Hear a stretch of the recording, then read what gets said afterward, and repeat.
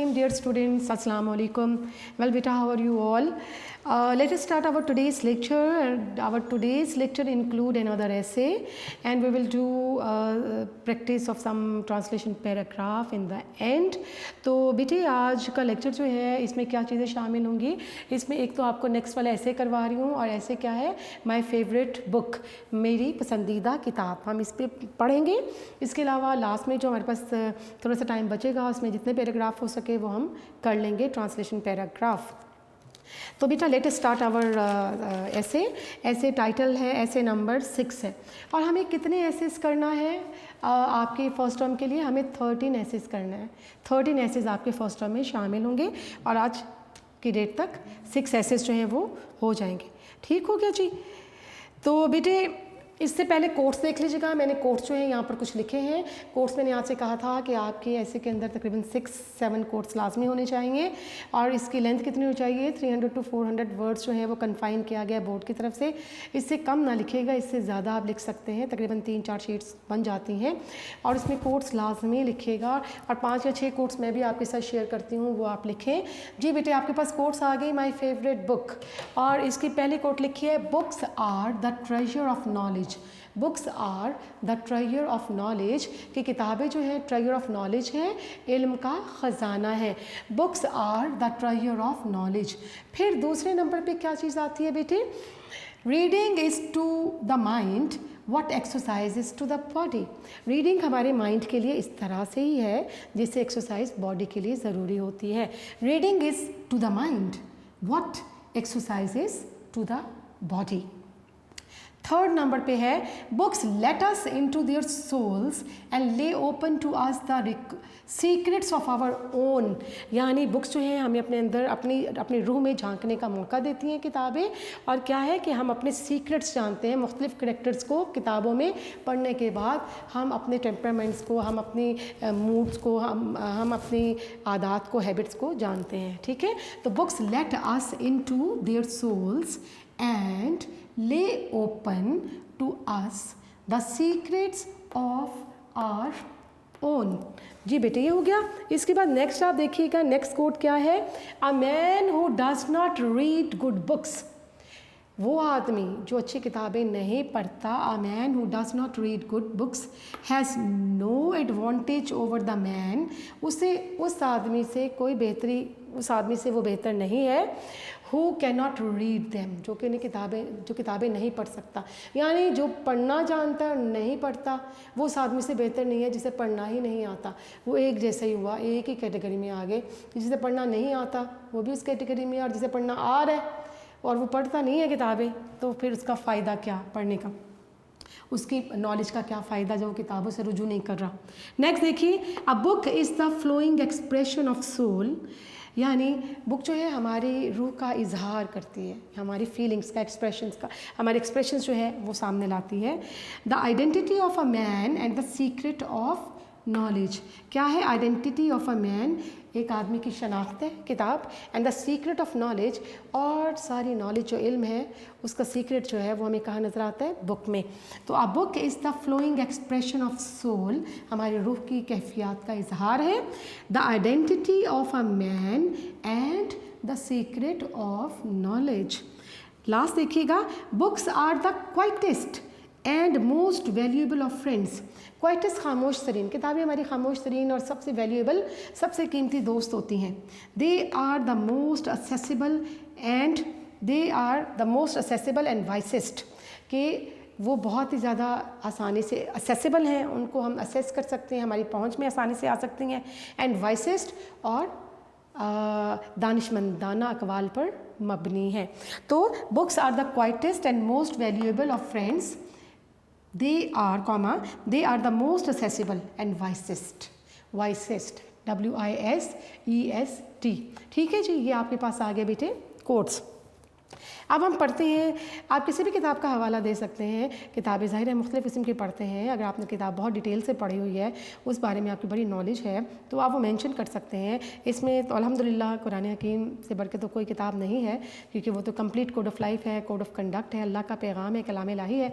तो उसके हवाले से इसमें इंशाअल्लाह डिस्कशन होगा, चीज़ें डिस्कस की जाएंगी। Ruskin called books kings treasure. Ruskin कौन था? Ruskin basically was a thinker, he was a critic, he was a philosopher. What does he say about books?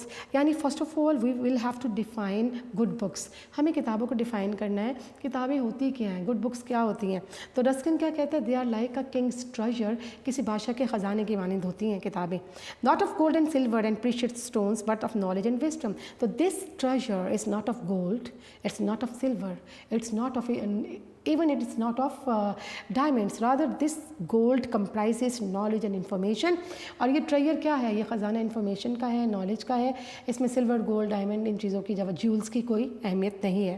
तो they are more precious than jewels, diamonds. They preserve the great thoughts, the beautiful imagining, the wise counsels and accumulated knowledge of the past। Accumulated क्या होगा? Collected। तो what does a book comprise? किस चीज़ के ऊपर वो मुश्तमिल होती है? It comprises noble thoughts, fine imaginations and wise counselings, wise sayings and knowledge of the past ages। The knowledge of the past ages all is conveyed to us through books। ठीक है, तो बुक्स में सारी knowledge, सारी Nobel thoughts, सारी theories, सारी wise councils जो हैं मौजूद होती हैं। Kings keep their treasures bolted and barred and guarded, but the treasures of knowledge are open to everyone who has the key, and the key is simply the ability to read and desire to learn। तो क्या है? the kings or the wealthiest people, they need to keep their jewels, to keep their money, to keep their wealth barred and bolted and guarded, whereas we see that the treasure of knowledge is open, and it is open to all। And what is the key to open this treasure? The key is the ability and the desire to learn कि ये एक ऐसा ख़जाना है, किताबें जो हैं मालूमात का ऐसा ख़जाना है। इसकी की क्या है? इसकी चाबी ये है लर्निंग के लिए डिज़ायर रखना, यानी सीखने का, पढ़ने का ख्वाहिशमंद होना हमारे लिए बहुत ज़रूरी है अगर हम इस ख़जाने को अप्रोच करना चाहते हैं। तो जो बादशाह हैं, जो वेल्थिस पीपल हैं, जो रिच पीपल हैं, वो किस तरह से अपने ख़जाने को रखते हैं? They keep it barred and guarded and bolted, बंद आयरन सेफ्स में रखते हैं। लेकिन क्या है? Books are like a treasure which is open to all। ठीक है, everyone can access them rather easily, and only key to open it is the ability to learn, कि हमारे पास एबिलिटी और डिज़ायर होना चाहिए लर्निंग का सिर्फ। नेक्स्ट देखते हैं बुक्स आर, हम ये देखते हैं कि books are basically the reservoir, the store house of knowledge का स्टोर हाउस है books. Books are the most important asset of the nation and are reservoir stock STOCK of knowledge and information। The books basically are the reservoir of knowledge। These provide us information and knowledge from all the corners of the world, from different regions, of different areas, of different cultures and civilizations।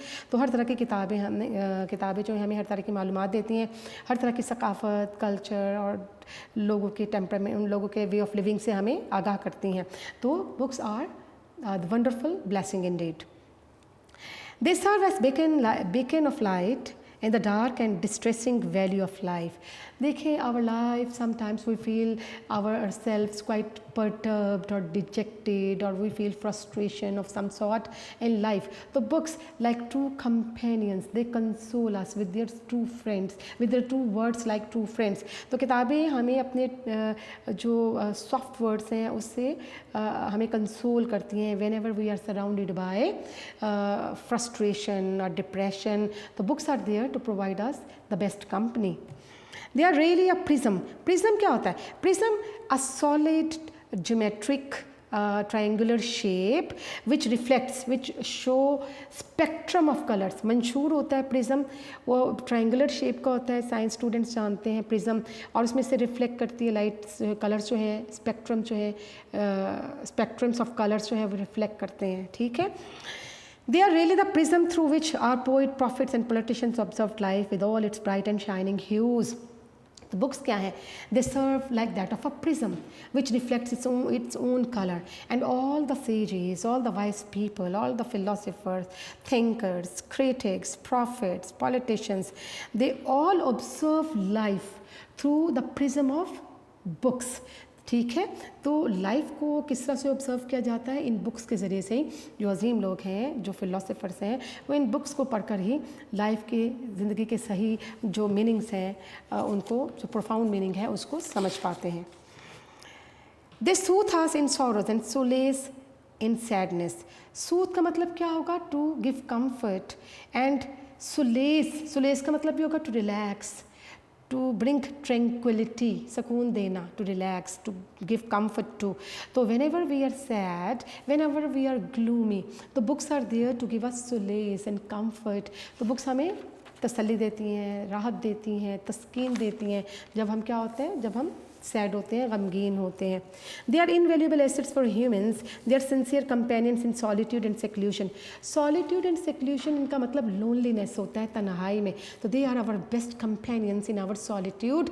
They never leave us, rather in the company of books we go on learning new and more versatile things। किताबों की दुनिया में हम नई नई चीज़ें जो है, नित नई चीज़ें सीखते हैं, पढ़ते हैं। Our character building depends mainly upon the right selection of books। तो क्या है, that is something really important that we need to be very much cautious in the selection of books। ठीक है, तो हमें किताबों की सिलेक्शन के हवाले से बड़ा मोहतात होना चाहिए। If we are in a habit of selecting good books under the guidance of our teachers, our cousins or elder brothers and sisters, तो we would be having the solid and positive sort of knowledge। अगर अच्छी किताबों का इंतखाब करेंगे तो these can prove very fruitful for us in our later life। तो हमारी ज़िंदगी में बड़ी कारामद साबित हो सकती हैं तमाम मालूमात। जी, it is truly said a good book is a lifeblood of master spirit, noble man। तो the books definitely possess, or a book keeps a value, a great worth for the noble man। The noble people reach to the height of glory after research, after reading valuable material out of these assets of books। Embalmed and treasured up, embalmed, preserved and treasured up on purpose for a life beyond। तो क्या है, we preserve these books, we keep them intact, we keep them in our custody and read them carefully to find out the profound meanings and explanations out of reading each line। And these books and the knowledge inside takes us beyond life। और सारी knowledge और मालूमात हमें क्या है, ज़िंदगी को सही मानों में झांकने का एक मौका देती हैं। To be favorite means to be after one's own heart or dearest to someone। Though I like many books, but my favorite book is the Holy Quran। I have many reasons and consideration for this holy book। तो क्या है favorite? What is meant by favorite? Favorite means the thing which is after your own heart, the thing which is liked by you, the thing which is top priority for you, which is your first choice। तो I have read many books, and but my favorite book is the Holy Quran, and there are certain considerations and reasons for selecting it as choosing it as my favorite book। तो इसको कुरान जो है वो मेरी favorite book है, और ऐसा होने की reasons क्या हैं। Now you have to enumerate the different reasons for your liking। अपने liking के लिए अब आपने different reasons जो है वो बयान करना है। फिर quote आ गया, some books are to be tasted, others swallowed comprehended, and some few to be chewed and digested। Chewed and digested, to be gone in depth। अब क्या है, there are some books which we study only roughly, and some books which attract us out of their information, and there are some books which are having profound meanings, which are having depth of meanings, and we get much more explanation and information out of reading them। तो बहुत सी किताबें ऐसी हैं जो कि वो हमें profound meaning और information दे देती हैं। देखिए जी, द कुरान मजीद, अब आपने बताना है कि what is the glory of Quran as a miracle। ठीक है, the Quran Majid is the word of Allah as revealed to his Prophet Muhammad sallallahu alaihi wasallam about 15 centuries ago। To every prophet Allah gave some miracles, but gone are the prophets and their miracles। ठीक है, the Holy Prophet sallallahu alaihi wasallam is the last, Rasulullah sallallahu alaihi wasallam is the last prophet of Allah, and Allah gave him a imperishable miracle। Imperishable क्या होता है? Immortal, लाफानी, immortal। So here we come to know about the glory of Quran. We see that Quran Majid basically reveals the words of Allah. These are the words of Allah Almighty, and this book was revealed on the last Prophet of Allah, Holy Prophet Sallallahu Alaihi Wasallam, some 1500 years ago. And Allah Subhanahu wa Taala gave miracles to all the prophets. Yet the prophets have gone with their miracles. Yet we see that the Holy Prophet ﷺ, who is the last, is basically the last Prophet of Allah Almighty, and Allah gave him immortal miracle, and that is Holy Quran. And it is a miracle that the Holy Quran has remained 1500 years, and it shall remain till the day of resurrection. Resurrection, doomsday, the last day. अब देखो बेटा, कहा है कि it is a miracle that this book was revealed some 1500 years ago on Rasulullah Sallallahu Alaihi Wasallam, but the words of the books are same with no change at all, because Allah himself has taken it on. Allah has taken it on himself to protect it. Allah Taala ने इसकी हिफाजत का जिम्मा लिया है. That is why nobody can dare to change any letter, any word of this book. Allah has taken it onto him to protect it. It consists of 30 parts. The glorious Quran contains 114 chapters and 6 verses. अब क्या है? How many paras are in Quran? It consists of 30 parts, and the glorious Quran it comprises 114 surahs, and there are 6,666 ayat in Quran Majid. The Holy Prophet of Islam, Muhammad Sallallahu Alaihi Wasallam, proclaimed, "The best amongst you is he who learns the Holy Quran and teaches it to others." So it is the saying of the Holy Prophet Sallallahu Alaihi Wasallam that who is the best amongst the human beings. He says that the best amongst the human beings is the one who learns Holy Quran and who teaches other the Holy Quran. ठीक है, सबसे बेहतरीन कौन है हम में से जो कुरान पढ़े और सिखाए. ये रसूलुल्लाह सल्लल्लाहु अलैहि वसल्लम की हदीस है, हदीस मुबारका है. The Holy Quran is a complete code of life. It is, अब हमें बताना है, we have to discuss about Holy Quran as a complete code of conduct, as a complete code of life. So see what comes here. The Holy Quran is a complete code of life. It is the proof of Allah before His creation. This holy book is as a light whose flames cannot be extinguished. तो क्या है? This very book, the Holy Quran, is the proof of the existence of Allah, and this comprises the words of Allah, and we see that it is all light. ठीक है, ये क्या है? रोशनी है. Whose flames cannot extinguish, blow out. कि इस ऐसी रोशनी है जिसे बुझाया नहीं जा सकता. A lamp whose gleams does not die. तो it is like it's like the shine. It's like the rays of the lamp. Its gleams does not die. ये एक ऐसे लैंप की चिराग की रोशनी की मानिंद है जो कभी die down नहीं होंगे, जो कभी नहीं बुझेगा. A sea whose depth cannot be sounded. तो क्या है? Quran is having a depth. यानी the words are having a depth of their own. Each surah is having a complete message to convey, and we see that it is like that of a sea whose depth we cannot measure at all. एक ऐसे समंदर की मानिंद है जिसकी वुसअत का अंदाज़ा नहीं, जिसकी डेप्थ का अंदाज़ा नहीं है. A way whose direction does not mislead. क्या है? Quran, its ayat never stray us or never mislead us. This is all guidance. This is all the light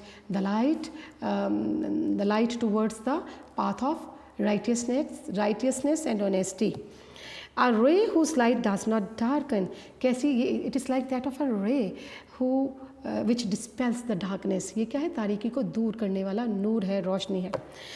Allah. अब यहाँ पर देखते हैं what is the beauty of Quran. Further we will discuss what is the beauty of Quran. Allah the glorified has made it quenched of thirst of learned, a bloom for the heart of religious jurist. So we see that the jurists or the faithfuls, they can quench their thirst of knowledge through this after reading this book. It is a highway for the ways of the righteous.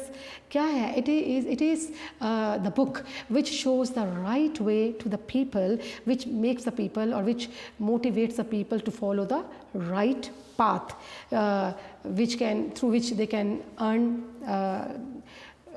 and it shows them or makes them to do good deeds to get heaven as a reward from God. from Allah. A cure after which there is no ailment. Ailment क्या होता है बेटे? Disease.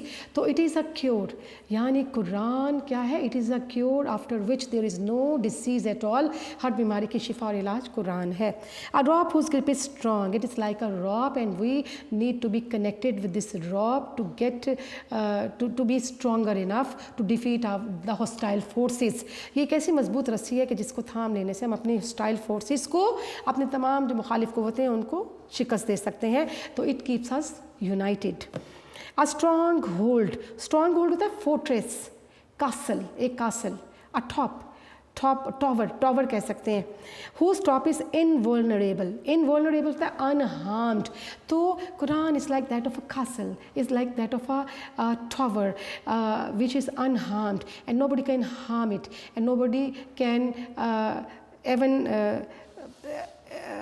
nobody can deceive it can deceive nobody at all, right? जी बेटे next देखते हैं. Its teachings are evergreen and eternal. It gives information and instruction about every aspect of life. So we see that Quran in fact covers or engulfs all the aspects of life, and it provides us the evergreen truth and realities about life and this universe. It gives an exhaustive commentary on religion, ethics, politics, science, philosophy, logic, psychology, economy and economic and nature. Exhaustive का मतलब होता है detailed, comprehensive. It means comprehensive. तो कुरान हमें comprehensive documentary तफसील दे रहा है किसके बारे में? It tells us all about science, religion, ethics, politics, philosophy, psychology, economics and nature. तो it covers all the different aspects of human lifes in a very beautiful way. Even then, every aspect of life has been discussed in it, in brief and short. The exhaustive क्या होगा? It means comprehensive.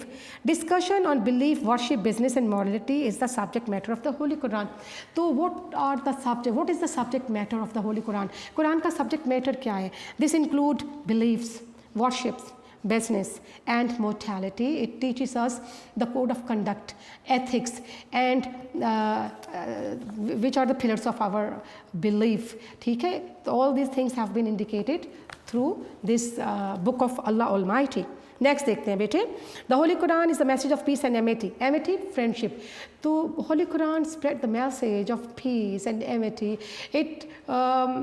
it wants to see everyone prosperous or making progress in the world. It wants everyone to become civilized and to become courteous and kind in his behavior towards others. तो इस्लाम हमें piece, इस्लाम जो है piece, अमन और आशिकी का मजहब है.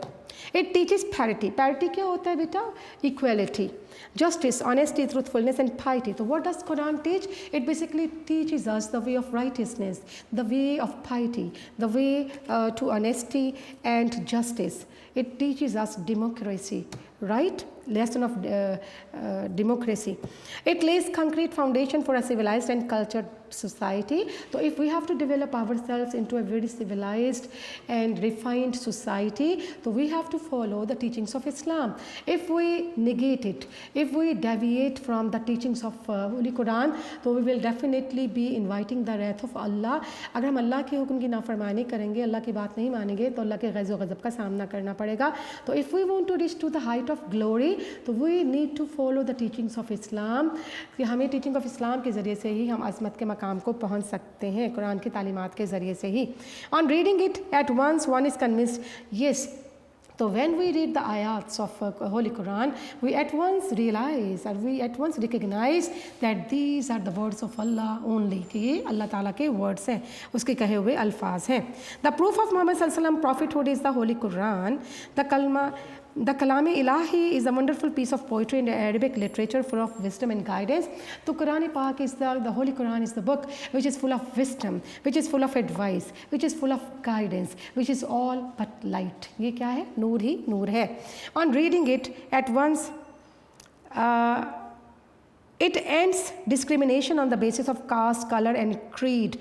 And that is again something very important, that Islam does not show discrimination between man to man on the basis of caste, creed, color or language.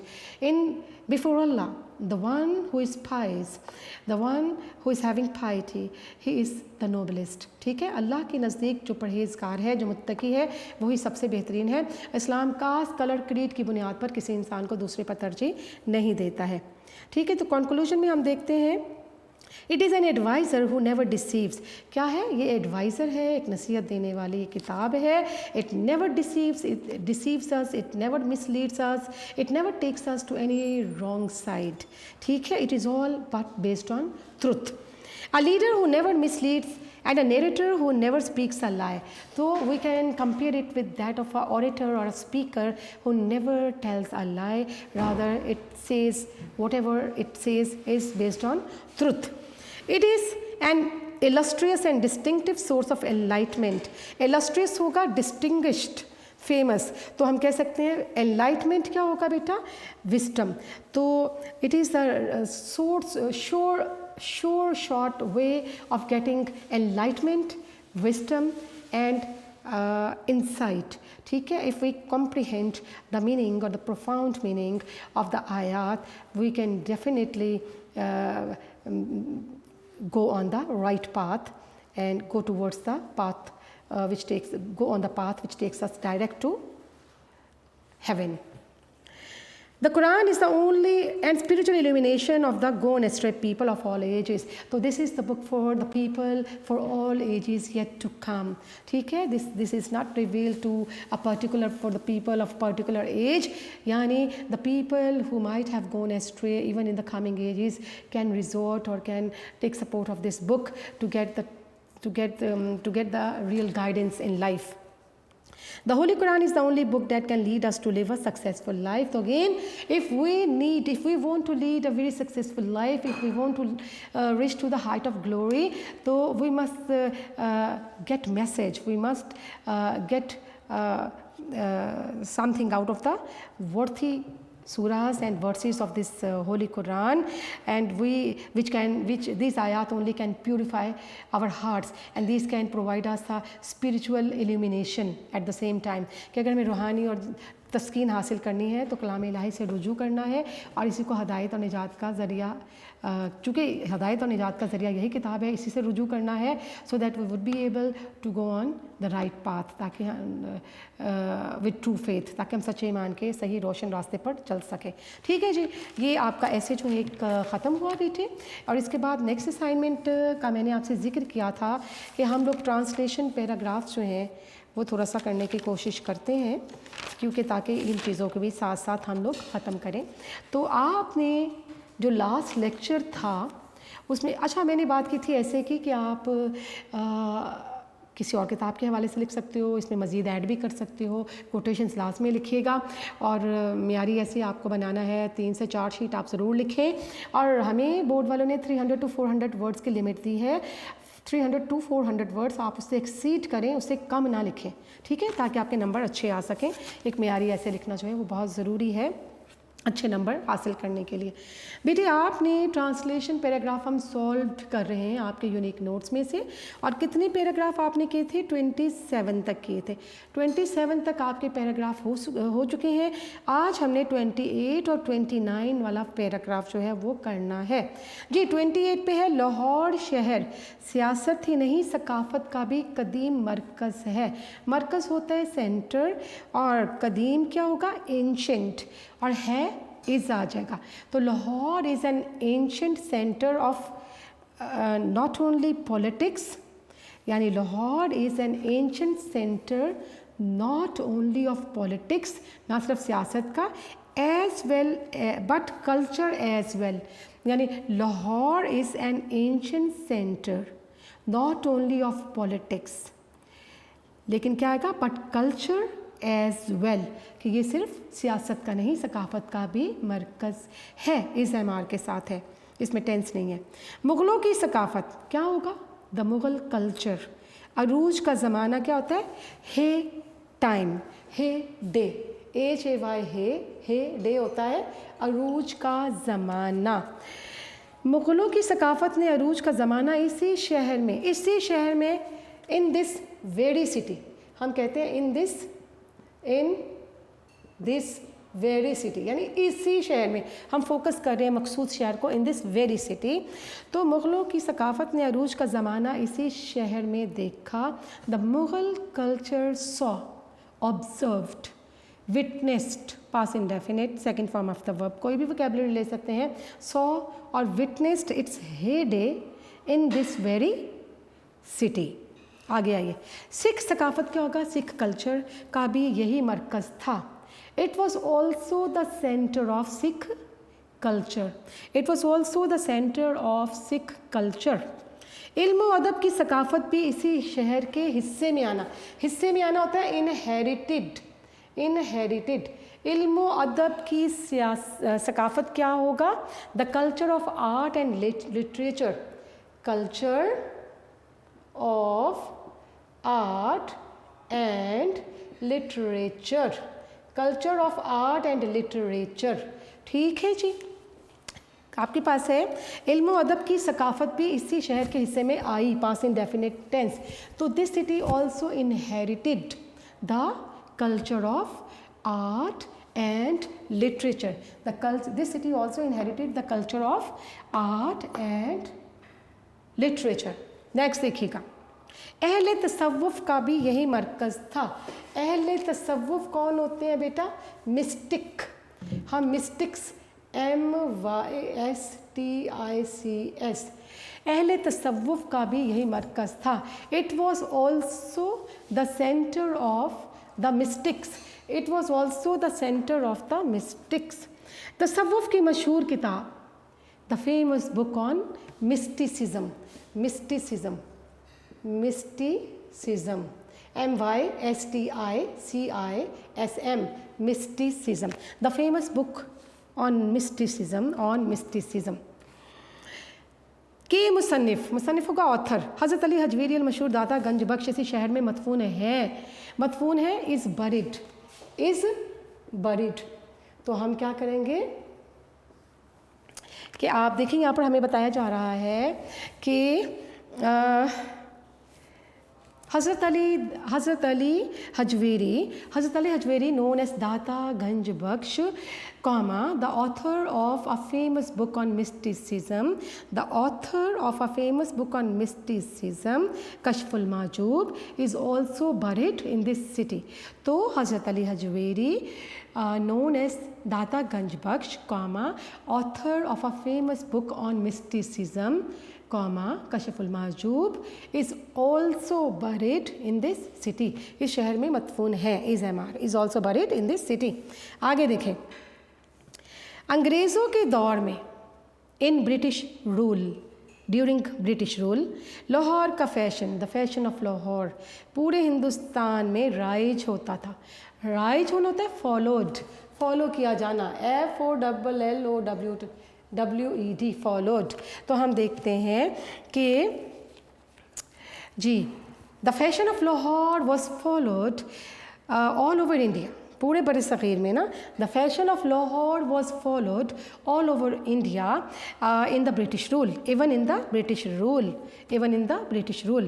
क़याम Pakistan के बाद, after the creation of Pakistan, इस शहर की अहमियत कम नहीं हुई। The importance of this city, इस शहर की अहमियत कम नहीं हुई। Past indefinite tense, negative sentence है, did not decline. The importance of this city did not decline, कम होना, did not decline even after the creation of Pakistan. बेटा एक नेक्स्ट वाला पैराग्राफ 29 वाला हम कर लेते हैं। इसमें आपके पास आता है कराची एक बैनुल-अक़वामी शहर है। Karachi is an international city, ये पाकिस्तान का सबसे बड़ा शहर है। तो क्या आएगा? It is the biggest city in Pakistan, आज़ादी के बाद क्या होगा? आफ्टर द फ्रीडम, इसे मुल्क का दारुल-हुकूमत बनाया गया, पास इंडेफिनिट। इट वॉज मेड, ठीक है, it was made the capital of the country. After the freedom it was made the capital of the country, या फिर it was made the capital of the country after the freedom. आगे देखें, मगर इससे इसकी अहमियत कम नहीं हुई। नहीं, बाद में इसकी जगह इस्लामाबाद को दारुल हुकूमत बना दिया गया। ठीक है, लेटर, बाद में, LATER, later Islamabad was made the capital. Islamabad was made the capital in its place. इसकी जगह in its place. Later, Islamabad was made the capital in its place. Next देखते हैं बेटे, किधर गया? मगर इससे इसकी अहमियत कम नहीं हुई। डिक्रीज होता है कम होना, अहमियत होगा इम्पोर्टेंस, बट इट नहीं हुई, पास इंडेफिनिट नेगेटिव आ रहा है, but it did not decrease its importance, next देखते हैं। दरअसल एक बड़ी और जदीद बंदरगाह होने की वजह से, being, in fact being the largest and the most modern, बंदरगाह क्या होगा? seaport. In fact, being the largest and most modern seaport, मुल्क की तिजारत का दारोमदार इसी पर है, comma, the trade of the country, मुल्क की तिजारत, डिपेंड्स ऑन इट, इस पर दारोमदार करती है। ठीक है, being the largest and the most modern sea port, comma, the trade of the country depends on it. Next देखते हैं। कराची का हवाई अड्डा, एयरपोर्ट होगा, एशिया के बड़े हवाई अड्डों में से एक है। तो Karachi airport is one of the biggest airports, Karachi airport is one of the biggest airports in Asia. Karachi airport is one of the biggest airport in Asia. यहाँ ज़िंदगी बहुत तेज़ और मसरूफ़ है। Life is very fast and busy here, life is very fast and busy over here. ठीक है बेटे अभी इस तरह से आपके आज मुकम्मल हुए 29 तक पैराग्राफ। हमने 29 तक पैराग्राफ कर लिए हैं। ठीक है, यहाँ मैं लिख देती हूँ 27, 8 और 9 ये 3 पैराग्राफ किए थे। अब हमारे पास तकरीबन 5 मिनट के करीब अभी बचे हैं। एक छोटा सा पैराग्राफ और पढ़ लेते हैं। ये जो 30 नंबर वाला है ये मैं आपको आज नहीं पढ़ाऊँगी, ये लंबा पैराग्राफ है और इसमें टाइम ज़्यादा कंज्यूम हो जाएगा, लेक्चर कम है, टाइम कम है। ठीक है, लेक्चर का टाइम कम है। तो आज करते हैं नंबर 31 वाला। 30 आपको नेक्स्ट लेक्चर में इंशाल्लाह जिस वक्त भी करवाऊंगी ट्रांसलेशन, तो उसमें 30, 32 और 33 के बाद ख़त्म हो जाएंगे पैराग्राफ। जी, कुछ अर्सा पहले हालात इतने अच्छे ना थे, तो हालात conditions, the conditions were not so good some years ago. कुछ अर्सा पहले, सम ईयर्स एगो शुरू में भी आ सकता है, some years ago the conditions were not so good, इतने अच्छे ना थे। बहुत सी बीमारियां वबा की सूरत में फैल जाती थी। वबा होती है एपिडेमिक्स। ठीक है जी, एपिडेमिक्स। तो many diseases spread like epidemics, EPIDEMICS, many diseases spread like epidemics. और बेशुमार लोग मर जाते थे, and many people died as a result, and many people died. ज़्यादातर, मोस्टली, छोटे बच्चे बीमारियों का शिकार हो जाते थे, पास्ट इंडेफिनिट टेंस है। मोस्टली यंग चिल्ड्रन या स्मॉल चिल्ड्रन कह सकते हैं, mostly small children fell prey to the, fell a prey क्या होता है? फेल अप्रे, फॉल अप्रे होता है शिकार हो जाना, तो ये पास्ट टेंस है। Mostly the small children fell a prey to these diseases. अब बहुत सी बीमारियों पर काबू पा लिया गया है, प्रेजेंट परफेक्ट टेंस। तो many diseases have been control, passive voice है, प्रेजेंट कॉन्टिन्यूस प्रेजेंट परफेक्ट का। तो many diseases have been controlled now या टुडे। आलमी इदारे क्या होगा? इंटरनेशनल एजेंसीज, लास्ट लाइन है, इंटरनेशनल एजेंसीज बीमारियों के ख़िलाफ़ अगेंस्ट डिसीजेज ममालिक की भरपूर मदद करते हैं, present indefinite tense. तो international agencies provide full support to the countries, international agencies provide full support to the countries against these diseases. ठीक है बेटे, आपका 31 तक ये हो गया। और नेक्स्ट जब भी ट्रांसलेशन करेंगे आप पैराग्राफ नंबर 30, 32 और 33 और इसके बाद ट्रांसलेशन पैसेज आपके ख़त्म हो जाएंगे। ठीक है बेटा, तो that is the end of today's lecture. Hoping to see you in the very next lecture. Until then बेटा take care and stay blessed. Allah हाफिज़।